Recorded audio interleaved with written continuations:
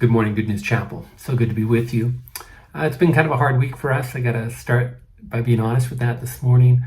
On Tuesday, June 17th, Lori's father, Dale Edwards, passed away after a long struggle with illness. It was sad, and yet at the same time, it's also a life that can be celebrated. Dale had spent a lifetime of following Jesus and building a reservoir of faith, which he was able to draw upon even on his last days. I've noticed that many times as we get older, especially as people kind of near the end, it can be common that the filters we have, the ways that we've kind of tried to project an image to the world, those things can just fall away, and the real person really starts to come out, whether good or bad or ugly or anything in between. And what I consistently saw in Dale in the last year and so, when he was just steadily declining, was a man who was at peace with his God even as his body was failing him. And Dale was able to draw upon a lifetime of cultivating deep soil of faith. It reminds me a lot of Jesus in the Gospels when he talks about sowing seeds in the good soil. And that's what Dale had done his whole life. And it showed up even at the end. It was beautiful. While sad. And so all that to say is that it's been a week of, there's no immediate plans for memorial, and it's really just a time for Lori and her sister Elaine to kind of just get some rest. They both have been taking care of both parents over the last several years. And as many of you know, taking care of elderly parents can be rather exhausting work. And so it's been a week just to kind of decompress, I think, kind of just rest and do a whole lot of nothing. It felt like perhaps it was a good week just to chill and watch some movies. One of the movies that I'd been wanting to watch and never had was an old Western called High Noon. I don't know if people know this movie. Stars Cary Grant and Grace Kelly, amongst many others. I forget who else is in that movie. A couple other famous actors are in that movie. But the basic plot of the movie, what's cool about it's a movie, it's in real time, meaning that the movie itself has a runtime of about an hour and 20 minutes. And it's in real time in the story. The story starts at 10:45 in the morning in this Western town, and it follows minute by minute all the way until slightly after noon, when the big showdown happens at high noon. And so it's kind of cool in that way. But in this movie, Gary Cooper is the sheriff of the town. And there's a small band of 4 guys, bad guys, who are coming in. And when the train at noon comes in, they're going to come in to seek revenge upon Gary Cooper for having arrested them in the past. And so Gary Cooper spends the whole time trying to gather up a posse of people from the town to come and fight with him against this band of marauders. But each person he goes to, each group of people he goes to, all have different excuses or justifications why they are not going to go fight. Either they're too afraid, or either they don't agree with the sheriff, or various multiplicity of reasons of why they're just don't have the courage or the desire to go and fight. And it's really a movie that shows how people, in the light of evil, people are intimidated and can easily give in to the fear, even when it breaks down all hope and peace for their civilization. In the end, Cooper pretty much stands by himself, although his Quaker wife, Grace Kelly, does jump in at the end and help him out too. But for the most part, Cooper stands alone and has to fight on behalf of the people. And this story just reminded me so much of our text today. We're going to see today Jesus is going to have a showdown, not with another human being, but an even greater showdown with death itself. And Jesus, much like Gary Cooper in the High Noon, Jesus goes to fight on our behalf. And he goes to fight the bully, so to speak, of death, who keeps people trapped in fear and loss and agony and despair. And Jesus goes to do real business with that. If you recall, we are in John. It's been a couple weeks, but we're in John chapter 11. Jesus has been summoned from the Jordan River, where he's been in retreat, summoned by the sisters, Mary and Martha, and they've asked him to come quickly because their brother Lazarus is deathly ill. They want Jesus to get there quickly so that he get there in time to heal. But Jesus delays, but he does eventually make his way there. And on the way, last time we saw his encounter with Martha, that on the road as he gets close to Bethany, Martha goes and meets Jesus on the road and basically says, well, Jesus, you're just too late. If only you'd come a little bit sooner, maybe my brother could still have lived. And Jesus tries to encourage her and speak to her. He tells her in verse 23, your brother will rise again. And Martha said to him, I know he'll rise again on the last day. And Jesus said to her, I am the resurrection and the life. Whoever believes in me, though he die, yet shall he live. And everyone who lives and believes in me shall never die. Do you believe this? She said to him, Lord, yes, Lord, I believe that you are the Christ, the Son of God, who is coming into the world. Now, we left off last time here with Martha. While she has a good confession of faith there that she does believe, I still don't think she really understands what Jesus means or have any idea of what he's about to do. But she knows enough. While she doesn't understand it all, she knows enough about who Jesus is, of what he's done in the past, of who his character and of his divinity is, to know that she can trust him. And this is what I really love about this passage, of many things. But the way that Martha doesn't have the whole big picture, she doesn't see how it's all going to work out. She doesn't understand why Jesus didn't come sooner, didn't come on her timeline, doesn't understand why her brother had to die. What is this all about? But even though she doesn't understand all the big picture of things, she can still have faith and know that Jesus will somehow make it right. And to me, that's powerful for us today. Especially for me as a pastor, I know I just walk with a lot of different stories of families at our church, a lot of sufferings, of illnesses, of family brokenness, of addictions, of different things where it's like, what in the world is God up to? I don't understand what's going on. And I don't always have easy answers. I don't usually have easy answers at all, other than to trust the Lord, that he's good, that he's faithful, and even if we don't see the big picture, we know he will come through. But now we're going to move on today from Martha to Mary. And so Martha, after she gives us her confession and her statement of faith, goes to find her sister. And that's where we pick up in verse 28. When she had said this, she went and called her sister Mary, saying in private, the teacher is here and is calling for you. And when she heard it, she rose quickly and went to him. Now Jesus had not yet come into the village, but was still in the place where Martha had met him. When the Jews who were with her in the house, consoling her, saw Mary rise and quickly go out, they followed her, supposing that she was going to the tomb to weep there. Now when Mary came to where Jesus was and saw him, she fell at his feet, saying to him, Lord, if you had been here, my brother would not have died. So we can see right away that Mary's response is pretty similar to her sister Martha's response. They both kind of say the same thing, if only. Jesus, if only you had been here a little sooner, maybe our brother would not have died. There's a sense of sadness, of disappointment, of confusion, and in essence, almost blaming Jesus for not coming sooner and healing their brother.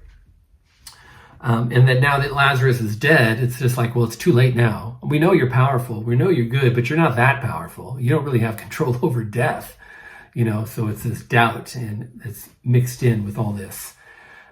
Mary, I think the only difference is Mary is a little bit more demonstrative in her appeal to Jesus. Martha's more reserved, as we kind of know the characters of these two sisters. But Mary falls at the feet of Jesus in tears. And with her is an entourage of friends who have come to mourn and to console her and to weep with her. And so it's a much more demonstrative display of emotion that's going on with Mary's interaction with Jesus. And it's this display of emotion that really affects Jesus. in a very powerful, though perhaps unexpected way. And let's look at that today in verse 33. When Jesus saw her weeping, and the Jews who had come with her also weeping, he was deeply moved in his spirit and greatly troubled. And he said, "Where have you laid him?" They said to him, "Lord, come and see." Jesus wept. So the Jews said, "See how he loved him." But some of them said, "Could not he who opened the eyes of the blind man also kept this man from dying?" So we see here there's some emotional response of Jesus. Perhaps one of the most famous verses in the whole Bible, John 11:35, is Jesus wept. We're going to get to that next time. There's actually emotions that come even before Jesus is weeping, and the empathy and sorrow that he feels in all this, that's part of it. But there's another strong emotion that happens even before that, and goes back to verse 33, where it says, when Jesus saw her weeping, and the Jews who had come with her also weeping, he was deeply moved in his spirit and greatly troubled. Deeply moved and greatly troubled. Now, I don't know what translation you may have. I'm using the English Standard Version. But most translations I find are pretty weak on this verse. When it says that Jesus was deeply troubled, that word troubled, a much better translation would be angry. Jesus is really ticked off. He is irate. He is overwhelmed with anger at this whole situation. And the question, though, is, well, why? Why is Jesus so deeply troubled, it says, or deeply angry? And who is he angry at? I mean, is he angry at Mary?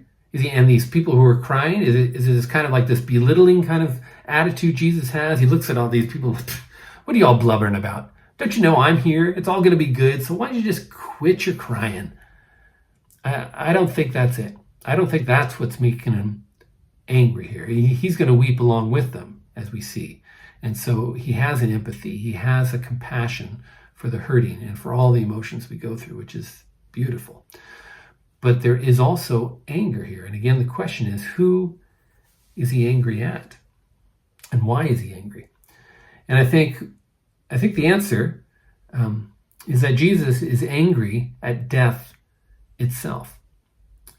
That to see the way that this death of Lazarus, and the death of anyone really, brings this fear of death and the decay of our bodies and the ache of the separation from our loved ones, all of this, that it brings such agony and despair to people.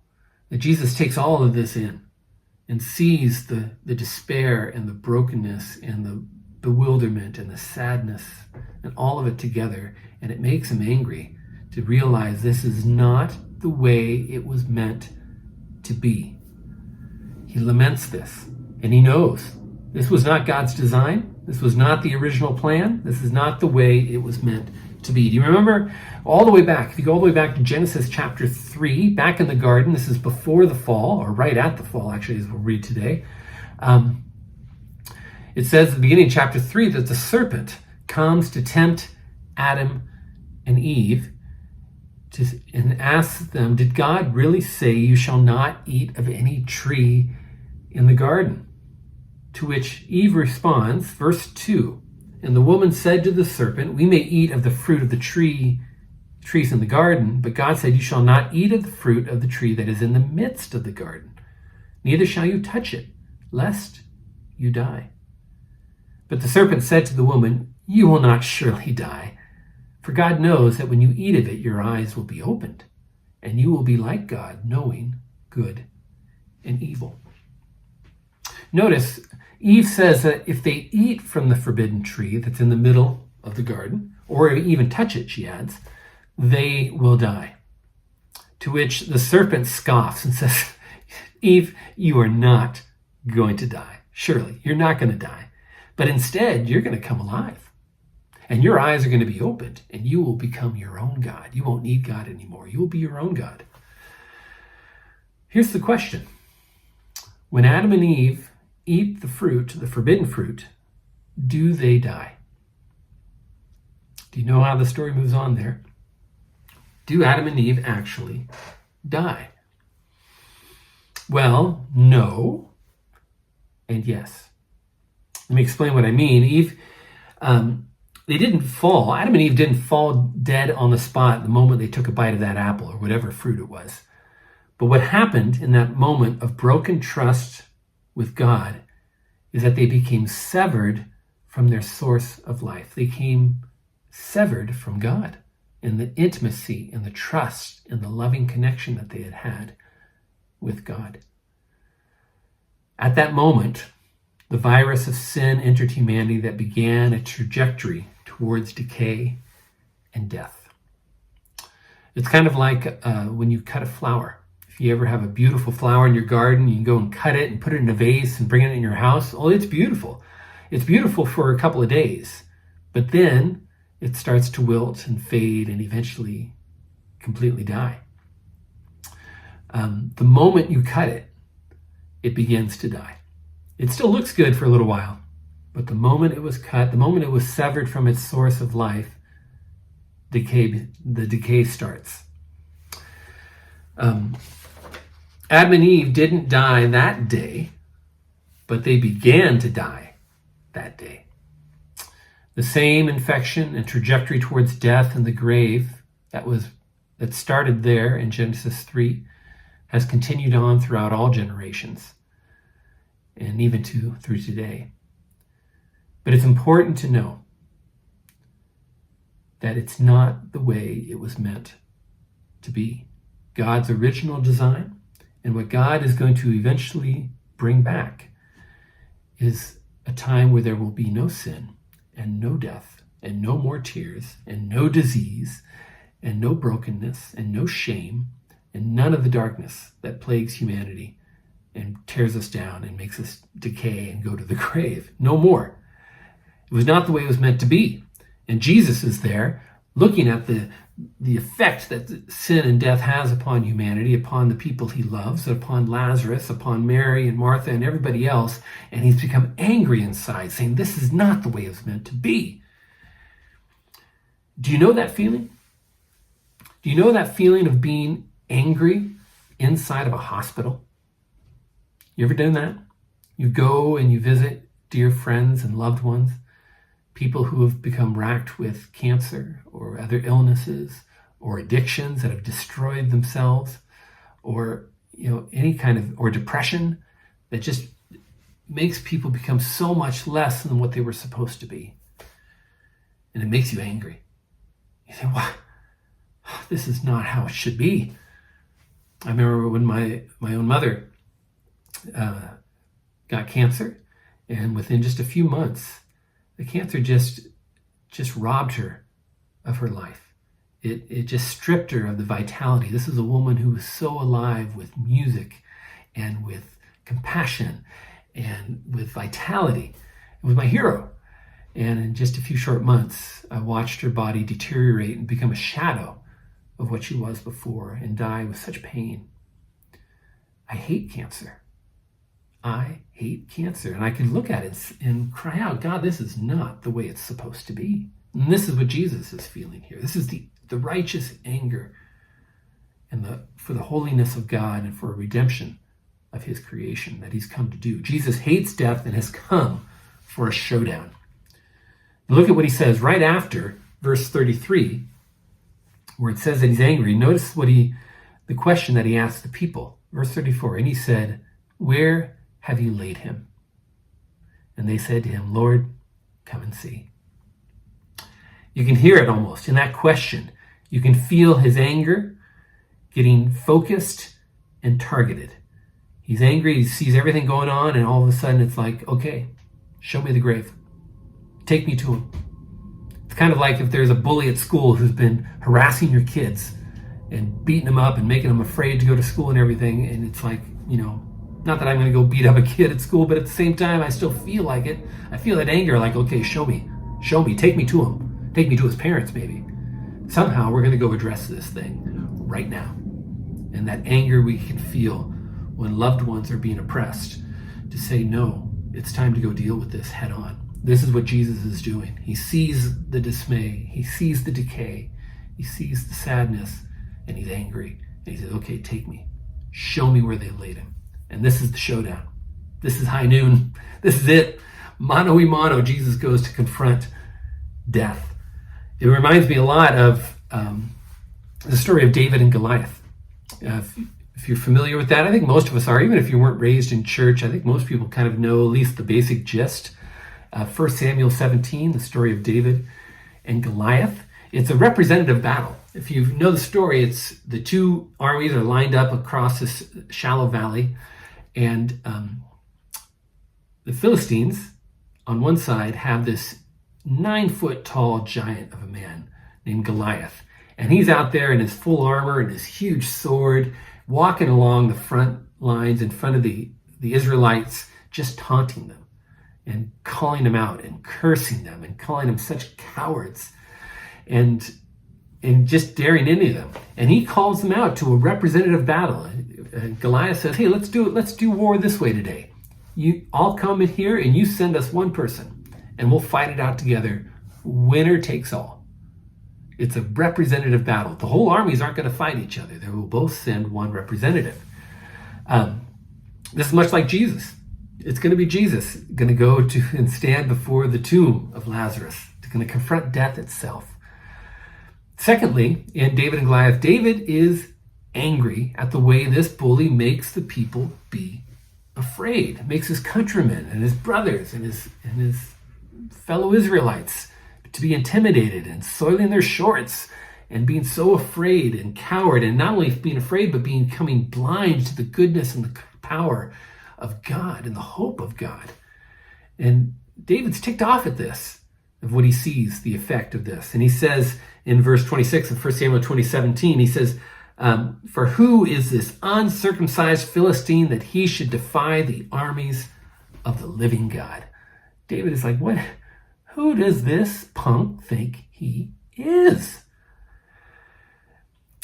Just like Jesus with the grave, I think, it's like he's going to go confront the bully. Thirdly, the people back in 1 Samuel 17, all the people doubt David. I mean, David's just a little scrawny teenager at this time, so you can understand why they would doubt him. His own brothers tell him, hey, you little punk, go back home. We don't need you here. And then David says, no, I can take Saul. I can take on Goliath. And then even Saul, the king, says, David, I appreciate your heart, but Goliath, he's just too big, man. You're not going to be able to do this. David convinces them, oh, yes, I can. But then even Goliath himself, when he sees David step out there in just his normal clothes and a little slingshot, Goliath taunts him and says, this is what you send me, Israel? You sent me this little twig of a guy? Okay. All of it seems to suggest to David, you know what? Goliath is just too big of a challenge. Yeah, David, we know you've done a lot of great things. We know that you're good with the slingshot. You got a lot of skills, but not here. This is just too big of a battle. This is just too much even for you to handle, David. It's the same kind of taunt that Jesus gets when he goes to the tomb of Lazarus. They say both the sisters are like, Jesus, if only you'd been here earlier, maybe you could have done something. But now that he's dead, I mean, you can't do anything about that. I mean, you're powerful, right? And you can heal, that's cool, but raise the dead? Even that's too much for you, Jesus. And all the people just kind of doubt Jesus here. If only. And finally, though, back in David and Goliath, it's the righteous anger that stirs David to take action. In verse 45, it says this, then David said to the Philistine, you come to me with a sword and with a spear and with a javelin, but I come to you in the name of the Lord of hosts, the God of the armies of Israel, whom you have defied. This day the Lord will deliver you into my hand, and I will strike you down and cut off your head, and I will give the dead bodies of the host of the Philistines this day to the birds of the air and to the wild beasts of the earth, that all the earth may know that there is a God in Israel, and that all this assembly may know that the Lord saves not with sword and spear, for the battle is the Lord's, and he will give you into our hand. Whew, I love it. Man, that is some mighty talk from this scrawny little David. But his confidence isn't in himself. It's in the power and the hope of the Lord. And if you know the story, I mean, David takes just his slingshot, takes the first stone that he has, and sinks it right into the forehead of Goliath and fells him like a huge tree. And it's over. And the Israelites are emboldened and come alive and attack, and the Philistines run away in fear. It's an amazing story, and I really think it parallels exactly what Jesus has come to do here at the tomb of Lazarus, and that he has come in the name of the Father, come in the power and the hope, the resurrection hope. He is the resurrection and the life. It's really for Jesus to show his full and complete glory. This is the ultimate miracle that he's going to do, save his own resurrection. But everything up to this point has been a build-up to this final miracle, whether it's changing water into wine, walking on water, feeding the multitudes, healing the paralyzed and the blind, and all these different miracles that he does, which are amazing, but all leading up to show that, those were glorious, but just how glorious is Jesus? He has power over death itself. And it will be his own death and resurrection that will give the power over death and make it available to all of us, to bring us hope, real hope. And you can hear, I love it back in David and Goliath, you can hear the loving defiance and the righteous anger of someone who's just fed up with the bullies. This is the same spirit Jesus has when he stands at the tomb of Lazarus. This is the courage God gives us to stand for the oppressed, to stand for the downtrodden, to stand for those who have been intimidated and paralyzed by fear, by tyrants, by oppressors, by dictators, is that we have courage and a hope because of the resurrection, that we can now stand and live a life of hope for the hurting. And Jesus is victorious. We'll see this more as we get next week with the actual raising of Lazarus. But for now, our rest is not in our own work, our own diligence to be religious, or in our own spiritual resume. But our rest and our peace is in the victory of Jesus over sin and death. Dale Edwards knew this, and he lived it. And it was clear even on the last day that he had a peace about him because of his risen Savior. It's the assurance that you and I will rise, if we have faith in Christ, to a restored creation with a new body where heaven and earth are united. And it's this hope that gives us courage and focus for our lives today. God bless you, Good News Chapel. Amen.